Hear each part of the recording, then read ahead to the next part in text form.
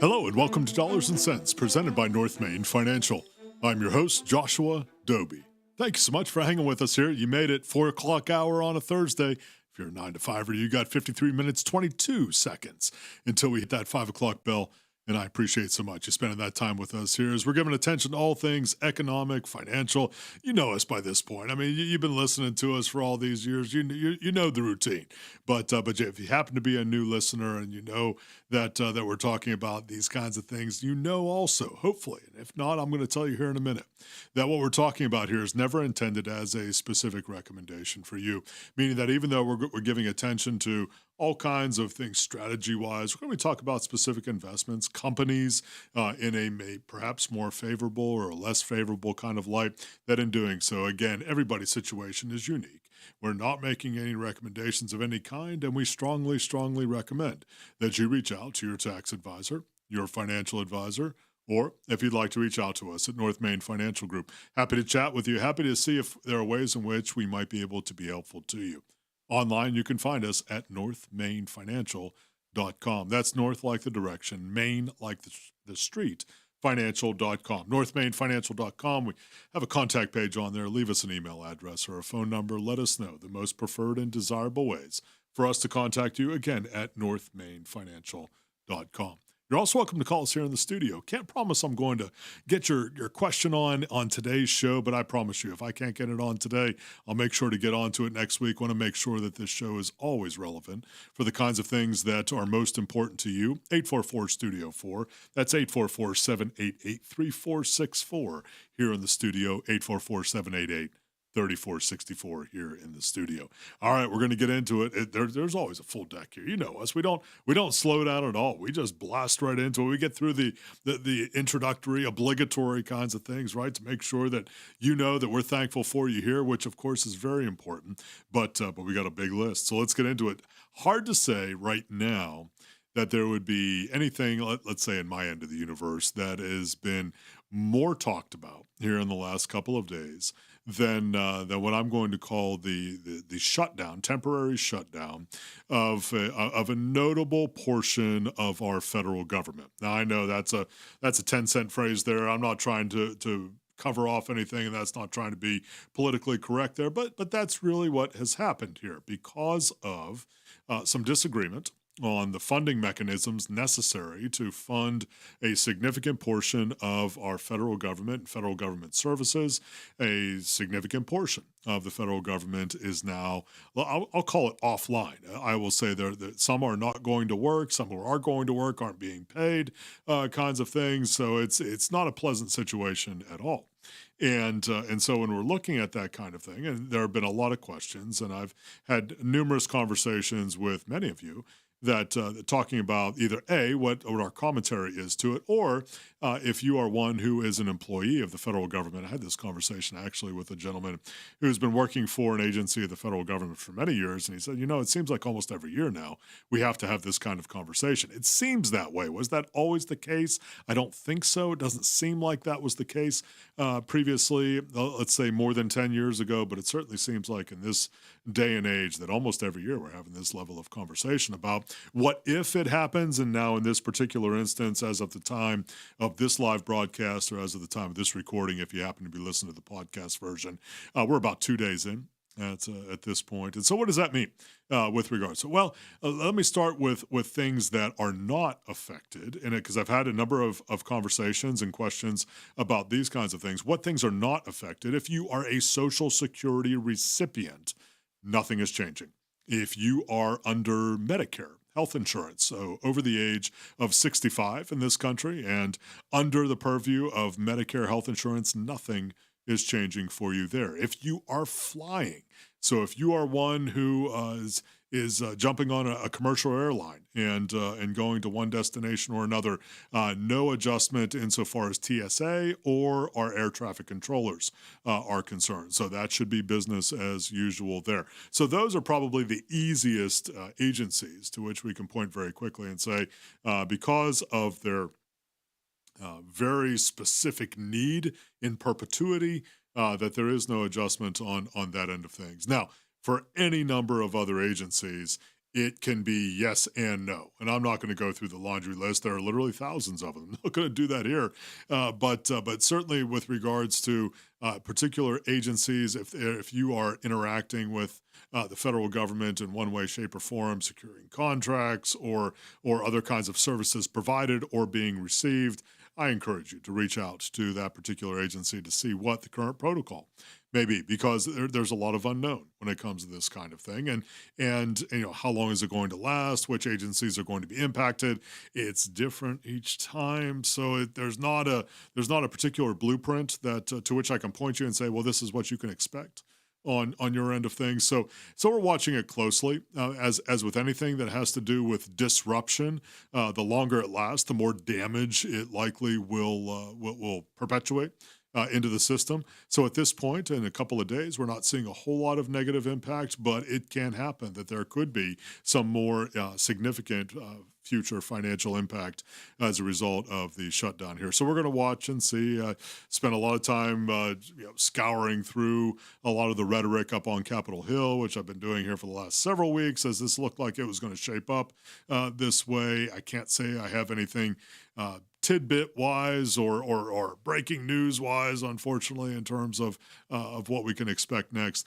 I would just generally say, as I say for all of these kinds of things, and it's not just looking at federal government employees, but for anybody who's employed and for anybody who has a financial plan in place. Again, it may be a little bit late at this point if you are one who's in the middle of a furlough or is in the middle of a space that's no longer needed in the federal government. But for everybody else out there, the time to plan is before you need to plan. I know that sounds a little bit like double speak there. It's not.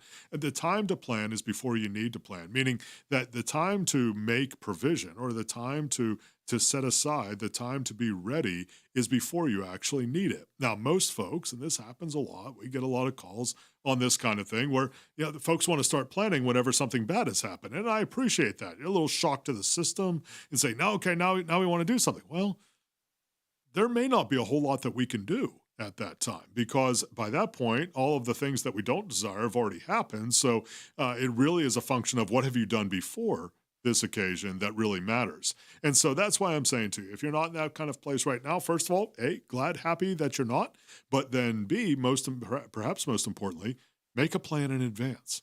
None of us are guaranteed. None of us are in a space where any of our jobs or our professions are guaranteed in any way, shape, or form, contract or otherwise. It's just not true. And then if you want to say, well, you do have a guaranteed contract, well, then I'm going to ask you, okay, well, tell me about your guarantee on health, meaning your personal health. Doesn't happen that way. So we need to make plans. We need to make provision before there's an actual need. That's what's most important. And we talk about that all the time here on Dollars and Cents. And most of the times we're talking about it from the standpoint of looking at the markets and making adjustments before the market pulls back. That also has to do with just personal financial planning. Make sure you're making those thoughts, those decisions in advance of the time that you need them, so that if something happens like what's happening this week right now, you're ready for it. All right, folks, well, I appreciate so much you hanging with us here already at the end of the first quarter. Coming back here in a moment, second quarter on Dollars and Cents, presented by North Main Financial on WSIC. Make no mistake. Did you say steak? We'll be back to talk more finances and food on Dollars and Cents, presented by North Main Financial on WSIC. Local starts here. Well, fall is in the air once again. Can you feel it? That low humidity, crisp fall air is back for us to enjoy. A beautiful Thursday around Lake Norman. Plenty of sunshine. Temperatures in the mid-70s for the afternoon. We'll go back down into the low 50s overnight. Wouldn't even shock me if a few folks, outlying spots and farms, dip into the 40s. Once again, mid-70s to finish out the work week for our Friday. Enjoy. That's your forecast. The WSIC Weather Center. I'm meteorologist Chase Myers. Dreaming of a new home or a better rate? At O'Brien Home Loans, our team of independent brokers find tailored solutions that truly fit your life. Proudly serving North Carolina with honest advice and local heart. Visit O'BrienHomeLoans.com today for a free quote. Here's your WSIC community calendar. The 500 Club in Statesville kicks the weekend off early on Thursday, October 2nd with the Thirsty Thursdays tournament. Member Happy Hour is Friday beginning at 5 p.m. and Sunday is the Oktoberfest. Call the 500 Club 704-872-9990 for more information on entertainment, golf lessons, memberships, and tee times. The Piedmont Healthcare Friday After 5 Outdoor Concert Series is in downtown Statesville. The Party Parrot Band, a tribute to Jimmy Buffett, performs at 6 p.m. This free show will be held on West Broad Street in front of Mitchell Community College. Food and beverages will be available for purchase after 5. Bring your chairs and enjoy a night of free music at Friday After 5 in downtown Statesville. Mooresville's Festival of Food Trucks returns on Saturday. Over 15 food trucks will be on hand with live music by Dial-Up Radio. Bring a chair and your friends along Main and Broad Streets for the Festival of Food Trucks on Saturday beginning at 5 p.m. in downtown Mooresville. NASCAR's National Series return to Charlotte Motor Speedway this weekend. The Craftsman Truck Series race will be Friday. The Xfinity Series holds the Blue Cross NC 250 on Saturday, while the Cup Series races the Bank of America Roval 400 on Sunday. Click on charlottemotorspeedway.com for tickets and information. The Renaissance Festival is back! Saturdays and Sundays, October 4th through November 23rd. Tickets available online only at renfestinfo.com. While supplies last, don't miss the Renaissance Festival! Huzzah! Stay up to date and find out about local events, job opportunities, real estate information, and more. Visit liveworkplaylkn.com and sign up for the weekly newsletter. That's liveworkplaylkn.com. From market trends to retirement plans, Joshua Dobi has you covered. We're back with more Dollars and Cents presented by North Main Financial on WSIC. Local starts here. Hello and welcome back to Dollars and Cents presented by North Main Financial. I'm your host, Joshua Dobi. Thank you so much for hanging with us here. Second quarter of today's show, football reference. And we do talk football here. We're going to talk about it again here today. I mean, and you say, well, what does football have to do with economics and finance? Have you ever looked at the economics and finance of football? I mean, seriously, especially at the big time level. I mean, and you don't even need to go to the big time level. I mean, if you talk about even budgets for high schools, and the amount of cost that it takes to field a football team. And then, of course, once you get into the college and then ultimately, if you're at the professional level end of things, we're not talking millions with an M. We're talking billions with a B. It's unbelievable. And yes, I am justifying – bingo. I am justifying probably the fact that we talk about football not only during football season, but also not during football season. So it's part of what we do here. And so we're going to talk about it. And at this point, I mean, the listening audience, know by this point that we are not fair weather fans here at WSIC. Meaning, the bandwagon we are permanent fixtures on it. So and we're not getting on and off. We're not fair weather. You can put any cliche that you want in there. So we got to talk about it, or at least I have to mention it. I'm probably not going to talk about it very much because we were talking about during the break here. Producer Bill, Producer Reese, we were talking about it during the break. Rough weekend for our Panthers. I will not say the score on the air. I'm sure it has been said on the air. I will not say the score. I will say that our Panthers were not victorious this past week. However, this coming week we have another opportunity to be victorious. I will say that, and I also will say because Producer Bill, he's so good. He's always looking at the glass half full. Reminded me of a very pertinent fact of this past weekend, that even though the Panthers were not on the side of the win-loss column that we would have preferred, that the starting quarterback for the winning team, not only North Carolina boy Drake May, but I'm going to claim Lake Norman region. I mean, I know he may have gone to high school, maybe a little bit of a stretch outside of Lake Norman region. I'm calling him Lake Norman region Drake May. I will do that. If somebody wants to call in and disagree with me, that's fine. You will not convince me otherwise. So I am partially happy insofar as the result is concerned, not because our Panthers lost, but because we had Drake May have a really good game. I mean, looking good out there, and happy for him up there with the New England Patriots as well. So that, I mean, you're going to get that from us here. So I mean, always the glass half full, and as we like to say around here, it's early in the season. You never know. Things can happen, right? I mean, a lot of injuries. I would say this, not just for us on the Panthers, but I would say around the NFL. I mean, a lot of injuries, quarterbacks, wide receivers. Golly, I was watching that Miami game and Tyreek Hill. Holy I was smoke. just about to mention Were you that. going to mention? Oh, my gosh. And then I'm thinking, why are you showing that on television? That's not something I want to see. I don't think that's something anybody wants to Yeah, see. cut to commercial. Holy smokes. Yeah. I mean, that was ugly. I mean, there's a lot of damage inside that. Now, man. I got a question for you. Yeah, fire away. And you if I don't think know the he's- answer, I'll make it up. Do you Yeah.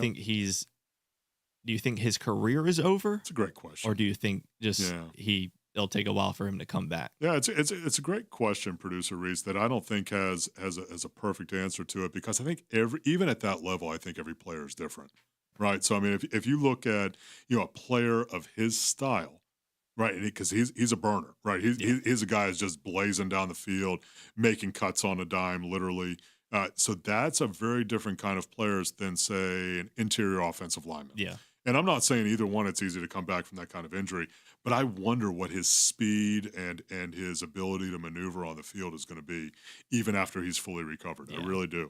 And again, because the air is so thin at that level, what's going to be, so even if he gets back to 98%, because the air is so thin there, is that going to be enough?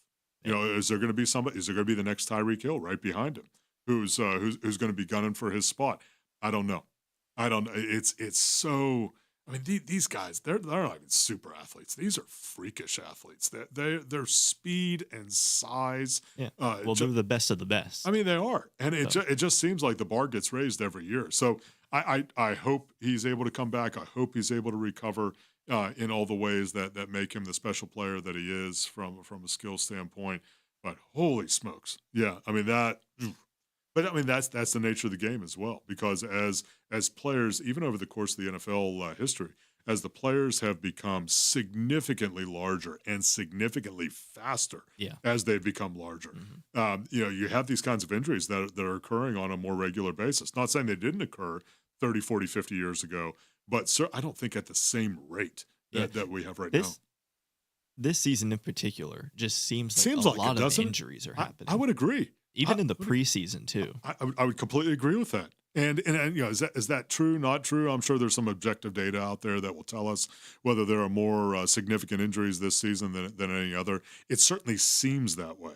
That there are more that are happening. And I mean, I remember talking to somebody who was I think it was second or third string on a particular NFL team. I said, you better be preparing, because you never know. Yeah. I mean, it's everything from, like I said, from the quarterback to the kicker. I mean, anything is possible. By the way, sidebar, kickers, when did a 60-yard field goal become commonplace? I mean, it just seems like this.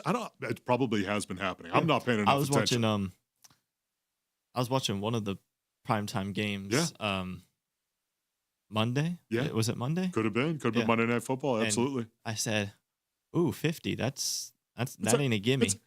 And my dad goes, "Oh, that's easy nowadays." It is. I was like, "Oh, okay. I guess I missed that." It's unbelievable. No, it really is. It's unbelievable. I mean, I feel like, especially with the number of 55/60-yard plus field goals that are being kicked now, that it is almost commonplace. Yeah. It is almost a gimme. I mean, it's unbelievable. I mean, again, it wasn't a lot long ago. I feel like it was just pretty much yesterday. 50-yard field goal was, I mean, that was, you had to have a big hammer, and you had to have the wind going right. Maybe you're kicking in a dome, so you don't have the weather elements associated with it. But now it's just like, 50 yards, no big deal. That's nothing. I know. Well, it is for me. Let me say it that way. Yeah. I mean, a 50-yard field goal would be a huge deal for me, in that that would not be a possibility. Right. I couldn't make that. I mean, if you gave me 4 kicks, so like, I mean, if I started 50 yards away and you gave me 4 kicks, so I kicked it, and then I kicked it from where it landed, and then I kicked it from where it landed again, Right. and kicked it one more time from where it landed. As long as I could get high enough to get over the crossbar, 4 kicks, I could do it. Yeah. But 1 kick, no, not going to happen. Anyhow, thanks for hanging with us here. Always appreciate that. We like to be a little bit anecdotal on here. Right? I mean, we're talking finances, we're talking numbers. There's a ton of stuff going on, but football is a big business. My golly. Have you looked at some of these? I mean, I can't even call them NIL contracts anymore. I'm just going to call them contracts that some of these college players have signed. It's unbelievable. I mean, it's not 6 figures. It's 7-figure deals. Do I need to do the cha-ching again? I mean, it's appropriate if you do. I mean, because it is very appropriate. It's unbelievable that now the dollars have been around for a while, but the dollars actually funneling to the players Right. in the size, scale, and scope that we have in this space. Wow. Yep. It's amazing. Going to be interesting to see. I think it's going to continue to evolve. I don't think this is something that's going to stay in its current form, my opinion. I think there are going to be, additional guardrails that are put into place. For example, my opinion, one of the things I think is going to see that we're going to see happen, especially at the big time level. So let's say SEC, ACC, Big Ten kind of stuff. My opinion, you sign a big deal with one of those big schools, you are going to, if you leave, meaning which is kind of happening right now. I mean, if you're not having a good year or you get another setup or another deal somewhere else, people can pretty much leave as a free agent every year. I think that's going to go away. I think there's going to be some kind of restriction on the dollars. So if you receive a big pile of money, you're either going to have to stay there for the duration of your time or forfeit the dollars involved. I think there should be some restrictions. I mean, anything else, right? If you get a job, especially if you're being paid a lot of money, there often is a contract in place for that kind of thing. If there are other kinds of parameters as far as or special. There often are data issues or security issues that are very pertinent. You got to sign off on that. You can't share it. Can't do. I mean, there are restrictions out there. What I'm saying is, in contract law, that those kinds of restrictions are out there. Wouldn't be surprised to see it happen for some of our college football players as well. And it's not just college football. I mean, it's basketball, especially big time basketball. Definitely out there as well. Even our school here in Davidson College, dealing with it, raising a ton of money and attracting a whole slew of new players this year. I mean, from all kinds of different colleges. It's going to be real interesting to see.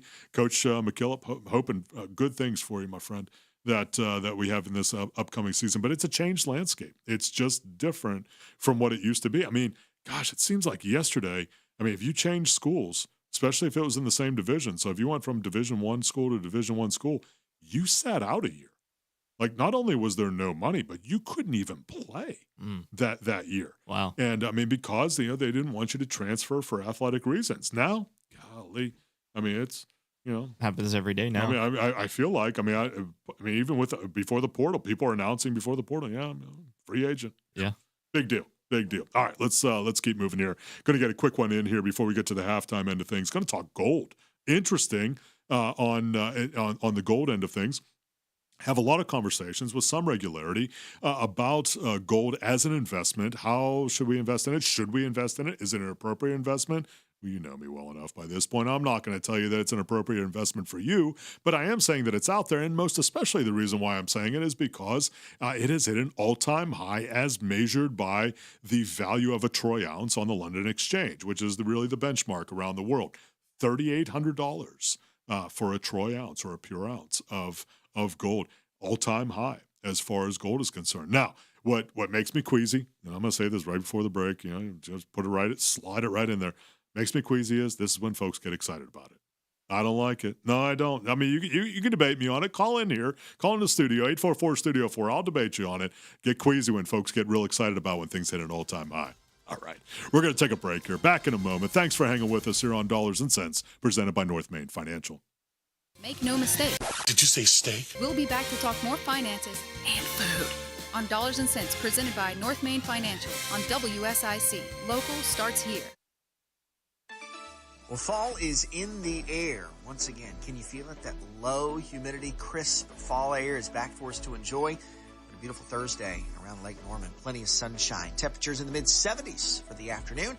We'll go back down into the low 50s overnight. Wouldn't even shock me if a few folks, outlying spots and farms, dip into the 40s. Once again, mid-70s to finish out the work week for our Friday. Enjoy. That's your forecast. The WSIC Weather Center.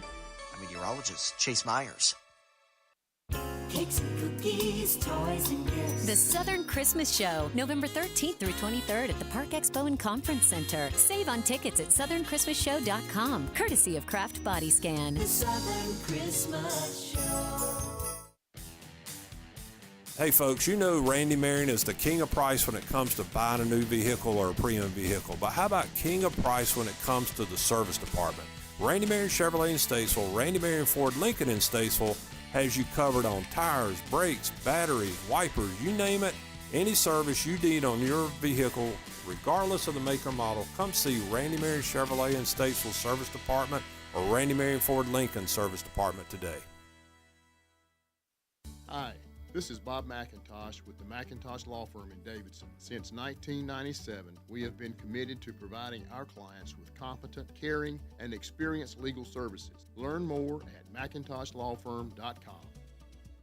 Yeehaw for rodeo season at Harrison's, the home of work, western, and wow. Whether you compete or cheer from the stands, Harrison has the looks to help you wow the crowd. Get western classics and the latest styles from Harriet, Cinch, Rock and Roll Denim, and Wrangler. Find us in Mooresville.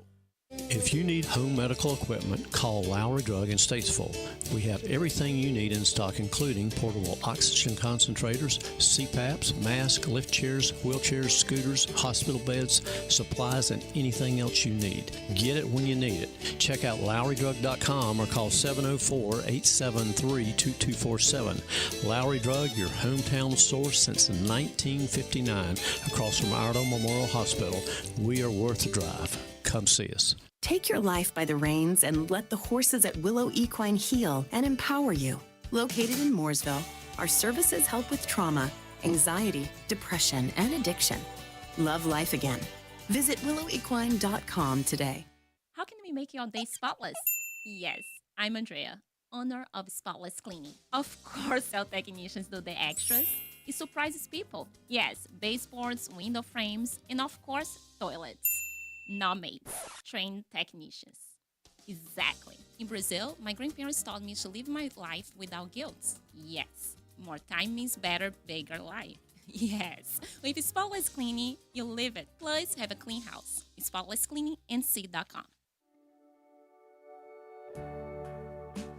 This is Sheriff Darren Campbell with the Iredell County Sheriff's Office.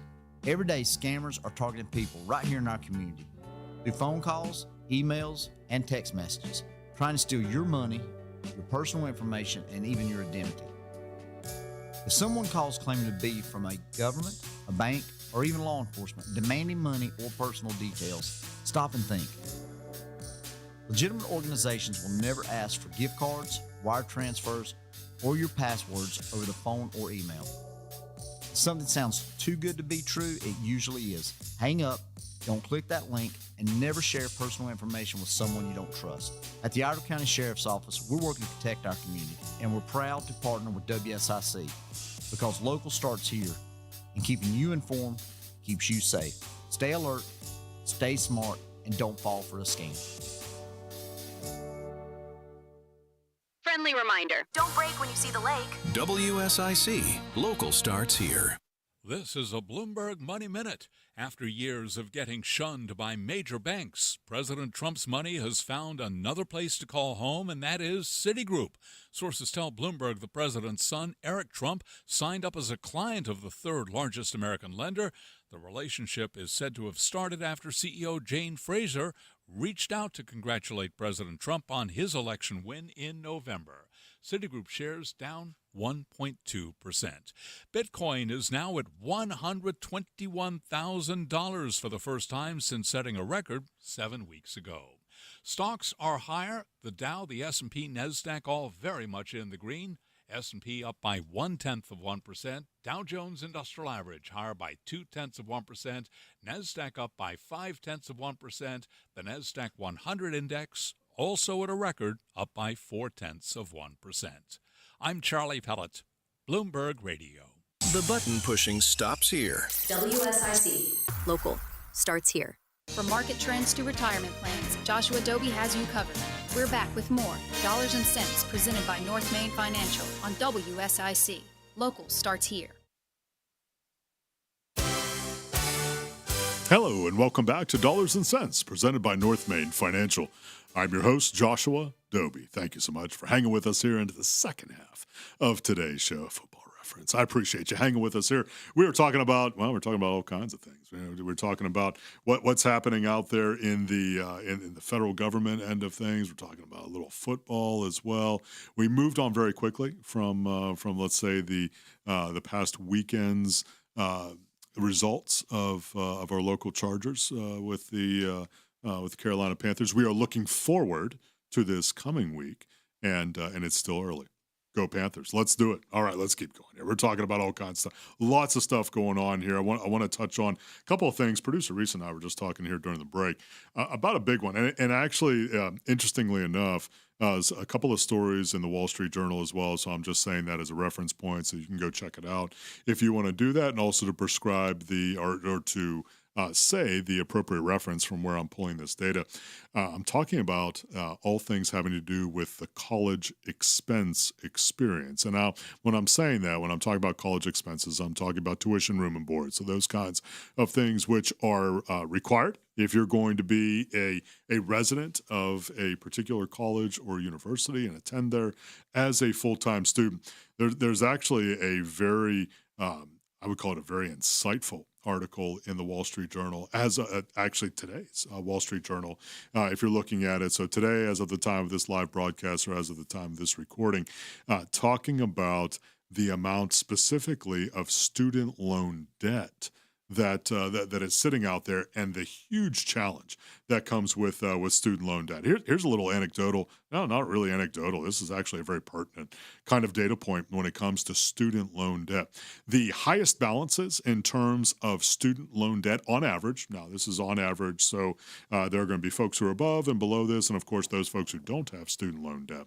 But the highest balances in terms of age demographics, or let's call it age brackets, right now, the highest balances are for folks between the ages of 50 and 60. Check out the Wall Street Journal. It's a very interesting article in looking at it, but the highest balance, you would say, well, probably somebody 23, 24 years old. No. It's actually age 50 to 60. And the primary reason is because maybe they're making minimum payments or they've had some deferments along the way. That interest keeps accumulating. So there actually are a couple of real life stories in the Wall Street Journal that are talking about this, where the balances that some past graduates have later in life, the balances are significantly higher, sometimes 2, 3, 4 times and more higher later on in life than they were actually when they graduated from college. It's a big issue, folks. And this is not me saying that college is bad or wrong or nobody should go to college or anything. I'm not saying any of that. This is not a political statement in any way. But what it is saying is be careful. Be careful on these kinds. Be careful when you're making your decisions. Be careful in understanding how the finances work, because these kinds of things, it's not just for the 4 years after you graduate from high school. These are the kinds of things which have financial implications perhaps for decades, as this story highlights here, for decades after you graduate.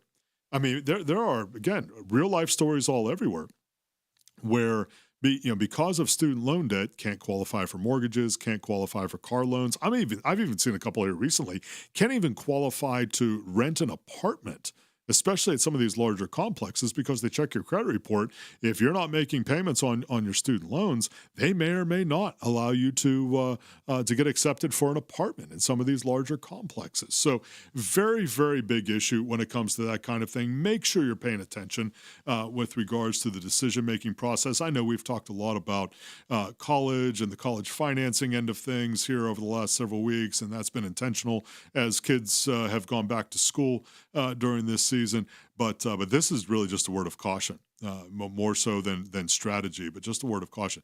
Be mindful of the expenses that come with the college experience. Seek out advice, seek out insight from folks who have done it and who have gone through it, and perhaps can give you some good direction for the things that you need to keep in mind when it comes to deciding on college, and specifically from the financial aid. Or financial end of things. Yes, financial aid, but specifically financial aspect and how you're going to afford it, and whether it's a good idea to take student loans. And if you do, how much? And if you take how much, then are they going to be private or are they going to be public? All of the considerations that go into that kind of stuff. So big deal. Make sure that you're paying attention to that kind of thing. All right. We're going to pivot here a little bit anecdotal. All right. So we talked about student loans. Now we're going to talk about something that, well, I'll admit it doesn't have much correlation at all, but it is a very important thing. And this particular story involves a couple of publicly traded companies. We're going to talk steak. Now, we've talked about steak before on here, and actually even during when we cut to break here, the illusion, I mean, some of the implication, I should say, I'd say illusion. That's not true. The implication, it's relatively overt instead of covert, saying that we may talk about steak here on Dollars and Cents. We do. I had steak last night. You just won the day, Producer Reese. You did. I did not have steak last night. I did not have anything that even compares to steak last night, so I'm not going to mention what I had for dinner because it in no way compares to that. I am now envious of you. So congratulations. Thank you. I think that's excellent. But let's talk a little bit data wise. Yeah, generally speaking, so steak is considered by some folks to be delicacy. It's considered to be a celebratory kind of meal, which I think appropriately so. Right, at least insofar as I'm concerned. You may disagree with that. I appreciate that. This isn't your show. But when we're talking about steak and where folks go and how they spend money on these kinds of things, I came across some data I thought was very interesting. And this was actually on, I think this was on, no, this might have been the New York Times. So forgive me if I'm getting the reference wrong here. But in taking a look at where folks go in the masses, so where do folks go the most in order to buy a steak? And I came up with two names. And both of these companies, one is owned by a conglomerate that's publicly traded. The other is publicly traded themselves. Longhorn Steakhouse. Okay. Texas Roadhouse. Okay. Very interesting. So Longhorn Steakhouse is part of the Darden group. Darden owns Smoky Joe's or Smoky Bones, excuse me, and Olive Garden, and also Longhorn, a couple of other labels as well. Okay. Ticker symbol David Roger Indian, not a recommendation to buy, sell, or hold the debt or the equity there. Texas Roadhouse is a publicly traded entity itself. So you can buy Texas Roadhouse steak if you want to. It is Texas X-Ray Roger Henry, TXRH, not a recommendation to buy, sell, or hold the debt or the equity on their end of things as well. More than 90%, I thought this data point was particularly interesting. More than 90% of the steak bought in this country, I guess it makes sense, more than 90% are bought at what are deemed as casual restaurants.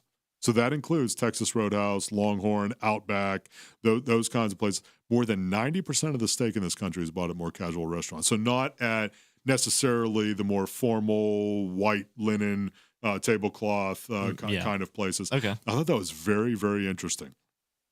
Also borne out by the facts that different than the rest of the restaurants that were polled here for this particular article, where there's been a pullback some, which makes sense. The costs have gone up dramatically. Yeah. I mean, not only for the folks who are buying it, but for the restaurants themselves. There's really been a cooling off of overall steak consumption. That actually with Longhorn and Texas Roadhouse, between 4% and 6% growth year over year. Wow. Very interesting.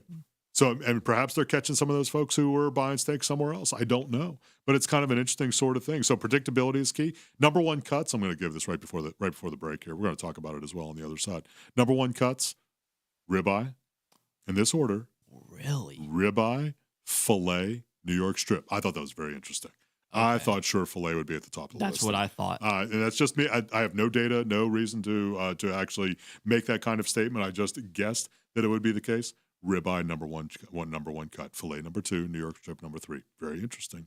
It's the kind of stuff you get here on Dollars and Cents. This is a big deal. I mean, if you're talking about whether you're talking about the Federal Reserve is doing, whether you're talking about what you're going to order for dinner tonight, always those kinds of things here. Hang with us, folks. Coming back for the fourth quarter here on Dollars and Cents. Make no mistake. Did you say steak? We'll be back to talk more finances and food on Dollars and Cents, presented by North Main Financial on WSIC. Local starts here. Well, fall is in the air once again. Can you feel it? That low humidity, crisp fall air is back for us to enjoy. A beautiful Thursday around Lake Norman. Plenty of sunshine. Temperatures in the mid-70s for the afternoon. We'll go back down into the low 50s overnight. Wouldn't even shock me if a few folks, outlying spots and farms, dip into the 40s. Once again, mid-70s to finish out the work week for our Friday. Enjoy. That's your forecast. The WSIC Weather Center. I'm meteorologist Chase Myers. Here's your WSIC community calendar. The 500 Club in Statesville kicks the weekend off early on Thursday, October 2nd, with the Thirsty Thursdays tournament. Member Happy Hour is Friday, beginning at 5 p.m., and Sunday is the Oktoberfest. Call the 500 Club, 704-872-9990, for more information on entertainment, golf lessons, memberships, and tea times. The Piedmont Healthcare Friday After 5 Outdoor Concert Series is in downtown Statesville. The Party Parrot Band, a tribute to Jimmy Buffett, performs at 6 p.m. This free show will be held on West Broad Street in front of Mitchell Community College. Food and beverages will be available for purchase after 5. Bring your chairs and enjoy a night of free music at Friday After 5 in downtown Statesville. Mooresville's Festival of Food Trucks returns on Saturday. Over 15 food trucks will be on hand with live music by Dial-Up Radio. Bring a chair and your friends along Main and Broad Streets for the Festival of Food Trucks on Saturday beginning at 5 p.m. in downtown Mooresville. NASCAR's National Series return to Charlotte Motor Speedway this weekend. The Craftsman Truck Series race will be Friday. The Xfinity Series holds the Blue Cross NC 250 on Saturday, while the Cup Series races the Bank of America Roval 400 on Sunday. Click on charlottemotorspeedway.com for tickets and information. The Renaissance Festival is back! Saturdays and Sundays, October 4th through November 23rd. A non-stop outdoor family adventure! Huzzah! Tickets available online only at renfestinfo.com while supplies last. Stay up to date and find out about local events, job opportunities, real estate information, and more. Visit liveworkplaylkn.com and sign up for the weekly newsletter. That's liveworkplaylkn.com. From market trends to retirement plans, Joshua Dobi has you covered. We're back with more Dollars and Cents presented by North Main Financial on WSIC. Local starts here. Hello and welcome back to Dollars and Cents presented by North Main Financial. I'm your host, Joshua Dobi. Thank you so much for hanging with us here. You made it, fourth quarter of today's show. If you're 9 to 5 or 11 minutes, 53 seconds until we hit that 5 o'clock bell. And I appreciate you spending that time with us here. I mean, we talk about all kinds of stuff. I mean, if you've been listening to today's show, which I, of course, hope you have been, and thinking about the kinds of things that we've been raising here, I mean, we've been talking about serious stuff. We've been talking about student loan debt. We've been talking about federal government shutdown. We've been talking about the price of gold, and also talking about ribeyes and running backs. I mean, that's just part of what we do here. I mean, you never know what's going to be coming over the airwaves here. I know sometimes that's what makes it exciting. I mean, it is exciting, right? I mean, folks kind of think, okay, you're going to talk about stocks and mutual funds, and we do. I mean, it's very important. But that's good information. But I mean, if you're talking about what are the most important or what are the most popular, cuts of steak when folks are going to Longhorn or Texas Roadhouse, that's serious business. You want to know, right? I mean, that's like when you look at when you're going on vacation, right? You say, okay, what are the reviews? You know, this particular hotel or this particular beach, you know, you want to know. So, I mean, we're bringing you the real stuff here. This is serious business. Are you a ribeye person? Are you a filet mignon person? Are you a New York strip person? Now, producer Reese said filet mignon. That's it. All day filet. I hear you on that end of things. I like the one the most that's sitting in front of me. Okay. That's, I meaning that I know a lot of people that are like that. I mean, it just is. What's my favorite? The one right here. You know what the only downside about? I mean, it's risky. Yeah, I mean, it's risky doing. The thing about the downside about wanting filet all the time, right, is, and you can correct me if I'm wrong, but I think that is the most expensive. That's exactly what I was going to say. So that's, you just look at the menu at some places and it's like, oh my goodness. Because I'll do this because we're in the financial business, of course. So I'll do that when I go to menu, just find the most expensive and the least expensive thing on there, just see what it is, right? And of course, if it has steak, you know what it is. Yep. I mean, it's going to be filet mignon. There's no doubt about it that it is. Doesn't mean it's not worth it, but it almost always is the most expensive. So anyhow, all right, let's keep going here. Fourth quarter. We were talking about some of the challenges there in the third quarter there about student loan debt. And I don't want to blush by that. We've talked quite a bit here over the last several weeks about what it means to be in college, the financial impacts on things, making good choices as far as that's concerned. I mean, folks, it is a big deal. And I don't have to tell you that if you have kids, grandkids who are at or near the college age end of things, just how serious of a business it is. And what makes it even tougher is, and this really perhaps makes it the toughest aspect of it, is just how many dollars are involved. I mean, it's just a huge, huge, huge financial impact kind of experience. And it's hard. I mean, you're talking about 17, 18-year-olds and, looking at, where they want to go to school and the opportunities that they have. And of course, we want our kids to do the very best that they can in whatever space they may be, whether that's in school or otherwise. But certainly when it comes to that, the number of dollars involved, and it's, golly, it's hard. I mean, I will share this. This is anecdotal, and yes, this is subjective. I am very thankful. This is just me. Like I said, this is subjective.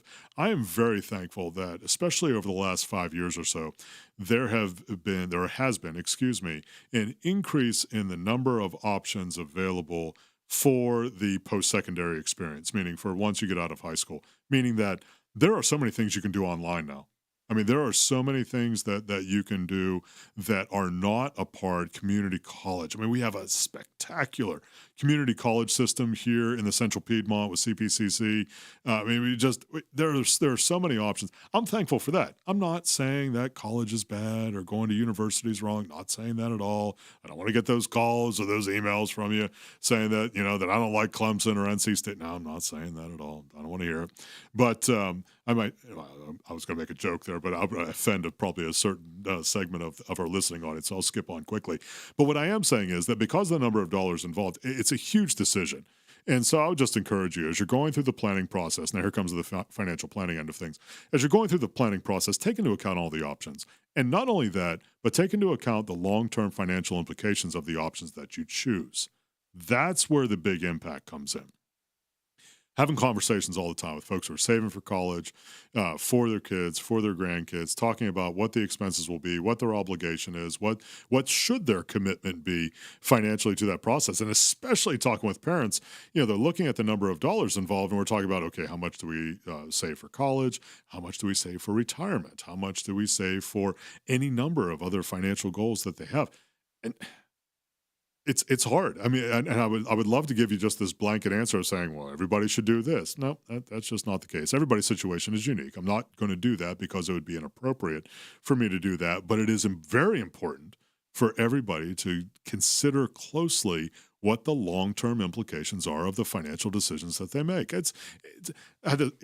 Another conversation I had today, talking about the value of starting early when it comes to saving.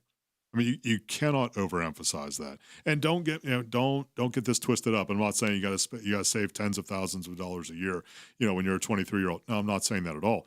We're actually talking about the impacts of saving for anything, for college, for retirement, for some other financial goal, of saving and starting early. And and there are graphs out there. I have one of them in my office actually that shows the impact of saving early for retirement, starting at age 22. And saving a certain amount of money and then stopping at age 30 and having somebody start at the age of 30. And you can actually see from a compounding standpoint, they never catch up to the person who started at age 22 and stopped when they started. Very interesting dynamic. It's the magic of compounding interest and compounding returns, but it is very, very interesting to see that. And that's why so important that if you're talking with your kids, you're talking with your grandkids, make sure they start early. It doesn't have to be a huge amount, actually a very tiny amount. It just make it fit relative to their overall budget and their overall financial picture. Just do a little bit and do it consistently. Golly, if it just do it consistently. Do it every month. Good months, bad months. Make sure you're doing it every month when it comes to that kind of thing. So big deal there.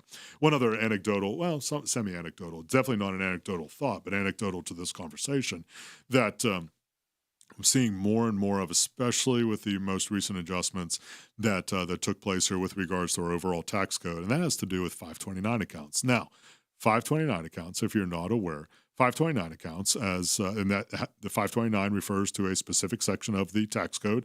It happens to be section, wait for it, 529. Yes, that's exactly correct.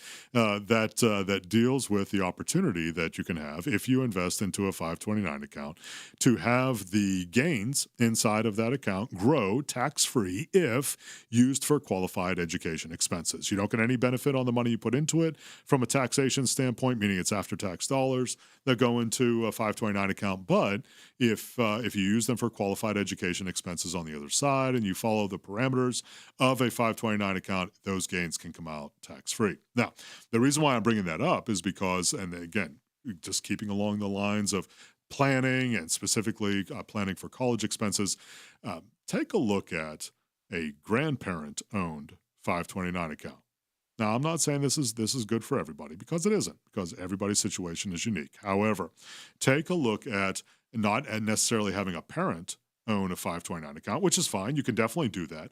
But from a qualification standpoint, for aid, for other kinds of financial-based scholarships and grants that may be out there, it actually can be more beneficial to you to have a 529 account which is owned by a grandparent than by a parent. And the reason why is because the parent's assets are included in various degrees in the calculation of what is the EFC, or the expected family contribution to the college experience for their children, meaning that parental assets are included.